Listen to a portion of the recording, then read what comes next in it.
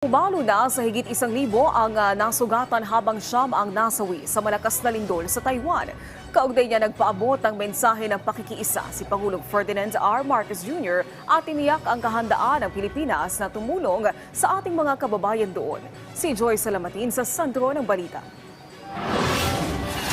Hindi bababa sa siyam ang patay habang mahigit 1,000 ang sugatan sa nangyaring magnitude 7.4 na lindol sa Taiwan.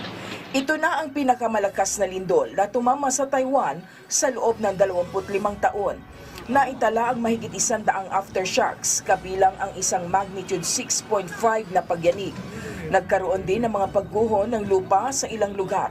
Agad na nagkasa ng quake relief ang pamahalaan ng Taiwan, katuwang ang iba't ibang kinauukulang ahensya ng gobyerno.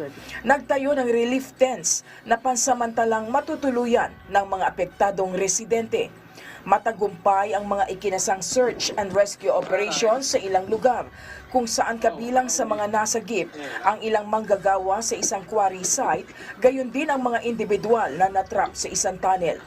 Nagpapatuloy naman ang operasyon na sinabayan din ng kabi-kabilaang clean-up operations. Marami pang individual ang natrap sa mga tunnel at gusali, partikular na sa lungsod ng Hualien, kung saan naitala ang sentro ng lindol. Una nang iniulat ng iba't ibang ahensya ng pamahalaan, kabilang ang Department of Migrant Workers at Department of Foreign Affairs na walang Pilipinong nasugatan sa pagtama ng lindol. Una na ring sinabi ng Manila Economic and Cultural Office na all accounted for at nasa ligtas na kalagayan ang mga Pilipinong nakatira at nagtatrabaho sa Taiwan. Sa isang mensahe, nagpaabot ng pakikiisa si Pangulong Ferdinand R. Marcos Jr. sa Taiwan matapos ang trahedyang idinulot ng lindol. Kasabay nito ang pagtitiyak na nakahanda ang Pilipinas na tumulong sa Taiwan sa kinakaharap nitong hamon. Taus-puso naman nagpapasalamat ang Ministry of Foreign Affairs ng Taiwan sa naging pahayag ni Pangulong Marcos. Nagbukas naman ang DMW ng help desk para sa mga OFW sa Taiwan na nangangailangan ng tulong matapos ang pagtama ng lindol.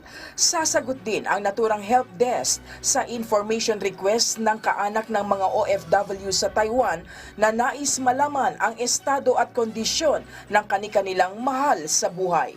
Joy Salamatin para sa Pambansang TV sa Bagong Pilipinas.